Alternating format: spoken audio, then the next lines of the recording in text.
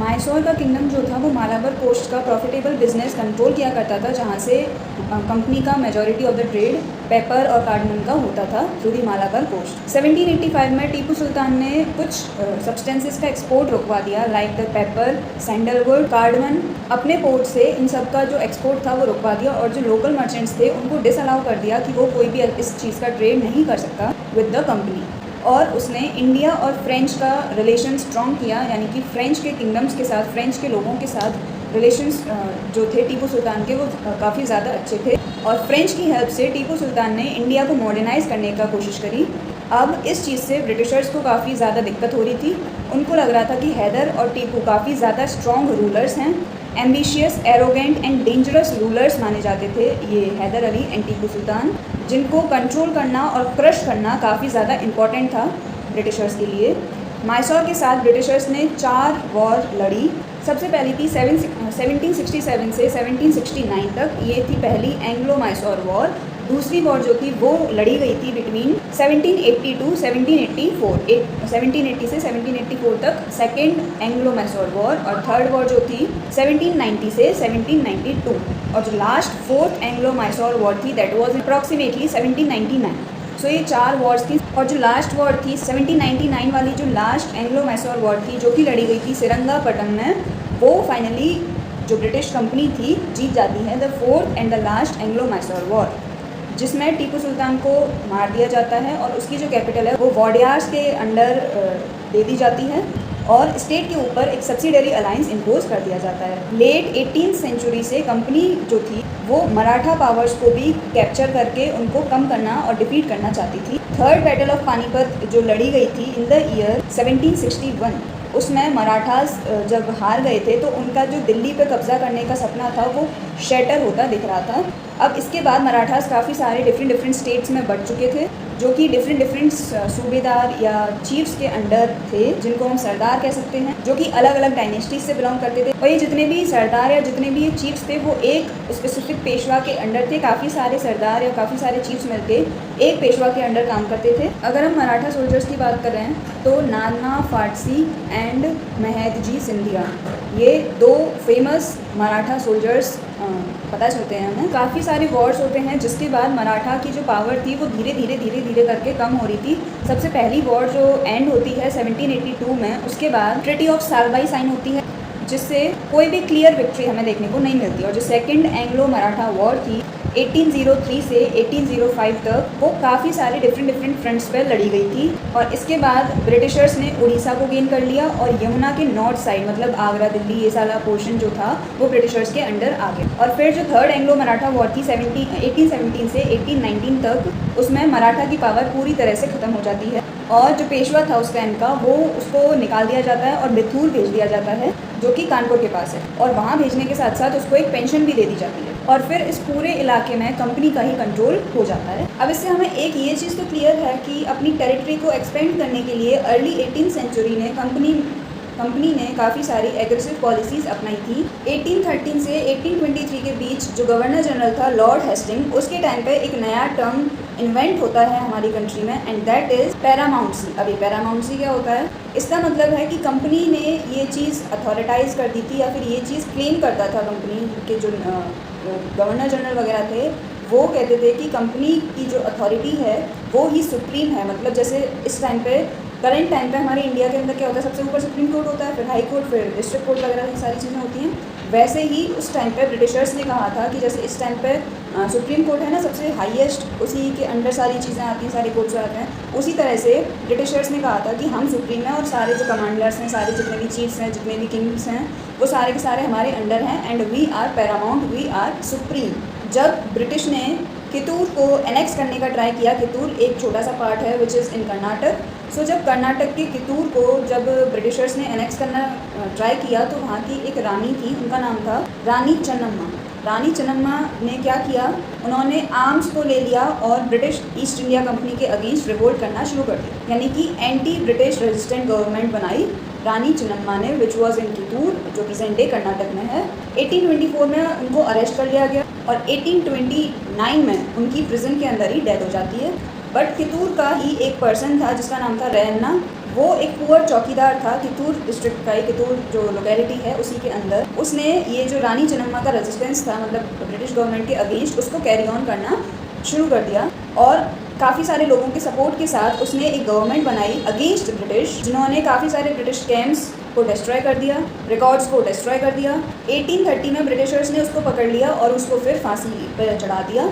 And let 1830s में जो British government थी वो रशिया से डरी हुई थी।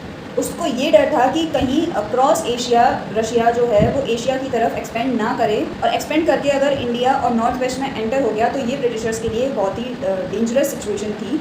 अब इस चीज़ से डर के ब्रिटिशर्स चाहते थे कि उनका कंट्रोल नॉर्थ वेस्ट के इलाकों पर भी हो जाए।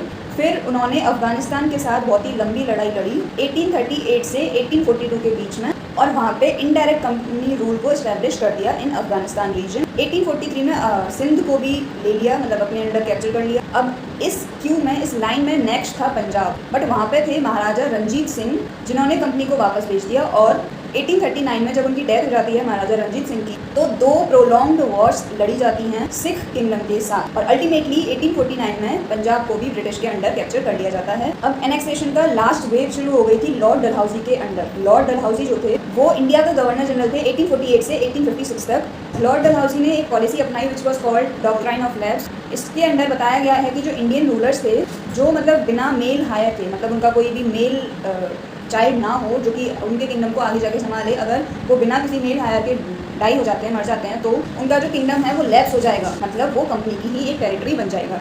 अब इस तरह से एक किंगडम के बाद दूसरा, मतलब ऐसे करके काफ़ी सारे किंगडम्स कंपनी के अंडर आ गए थे, जैसे कि सतारा, संबलपुर, उदयपुर, नागपुर एंड झांसी। ये कुछ 4-5 किंगडम्स हमें एनसीईआरटी में बताए गए हैं, जो कि डॉक्ट्राइन ऑफ लैप्स के वजह से ब्रिटिश गवर्नमेंट के अंडर आ जाते हैं। और फाइनली 1856 में जो कंपनी है वो अवध को भी अपने अंडर कैप्चर कर लेती है। अब इस टाइम पे ब्रिटिशर्स का क्या कहना था? उनका कहना था कि they were obliged of duty, they were obliged by duty to capture Awadh in order to free people from the misgovernment of the Indian states या इंडियन रूलर्स। यानी कि इनका कहना था कि अवध को कैप्चर करना बहुत ही ज़रूरी था, क्योंकि अवध का जो नवाब थे उस टाइम पर वो लोगों को मिस गवर्न कर रहे थे। तो इस मिस गवर्नमेंट से बचाने के लिए जो ब्रिटिश कंपनी है उसको अवध को एनेक्स करना पड़ा, कैप्चर करना पड़ा। अब इस चीज़ से परेशान होकर जो अवध के लोग थे उन्होंने एक रिवोल्ट को ज्वाइन कर लिया, जो कि 1857 में ब्लास्ट की तरह फूट गया। That was the revolt of 1857।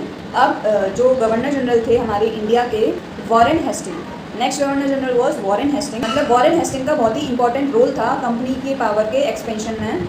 अब इसके टाइम पे कंपनी का जो कंट्रोल है वो न सिर्फ बंगाल की टेरिटरी और आसपास के एरिया पे, बल्कि बॉम्बे, मद्रास, मतलब काफ़ी ज़्यादा एरिया में कंपनी ने अपनी पावर को एक्सपेंड कर रखा था। ब्रिटिश टेरिटरी जो थी उसको काफ़ी सारी प्रेसिडेंसीज़ में डिवाइड कर रखा था, यानी कि कुछ स्मॉल पार्ट्स कह सकते हैं हम, कुछ डिफरेंट एडमिनिस्ट्रेटिव यूनिट्स कह सकते हैं बेसिकली हम उसको, which were called presidencies. Mainly 3 presidency NCERT बताती है, बंगाल, मद्रास एंड बॉम्बे। ये 3 मेन प्रेसिडेंसीज थी उस टाइम पे जो ब्रिटिश टेरिटरी के अंडर आती थी, जो कि हर एक प्रेसिडेंसी एक गवर्नर से रूल होती थी, और इन सब का जो सुप्रीम हेड था वो था गवर्नर जनरल।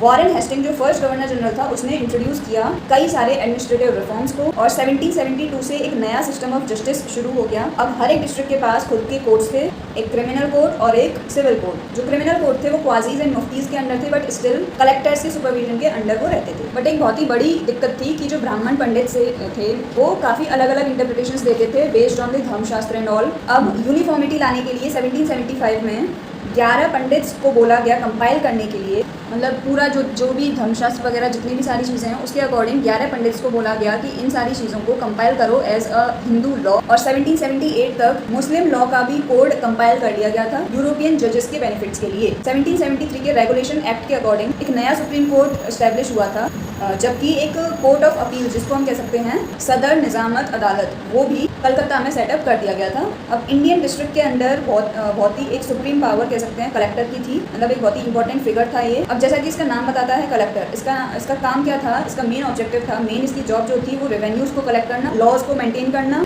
और हेल्प करना जजेस को, पुलिस को और बाकी के जो भी दरोगाज थे सबको हेल्प करना और लॉज को मेंटेन रखना। और इसकी जो ऑफिस थी कलेक्टर की ऑफिस, कलेक्ट्रेट जो है वो नया सेंटर बन गया पावर के लिए। जब इंडिया में कॉलोनियल रूल आया तो वो अपने साथ साथ काफ़ी सारे एडमिनिस्ट्रेशन के न्यू आइडियाज़ लाया था, लेकिन उसका जो मेन स्ट्रेंथ थी वो मिलिट्री पावर पे ही डिपेंड करती थी। मुगल आर्मी के अंडर मेनली थे कैवलरीज, जिनको हम सवार घुड़सवार कह सकते हैं, कुछ इन्फेंट्रीज भी थे, मतलब जो पैदल चलने वाले लोग होते हैं, एंड कुछ फुट सोल्जर्स भी थे जिनको आर्चरी मतलब धनुष बाण इसमें ट्रेनिंग मिली हुई थी, और तलवारबाजी, धनुष बाण, इन सारी चीज़ों में इनको सबको ट्रेनिंग मिली हुई थी।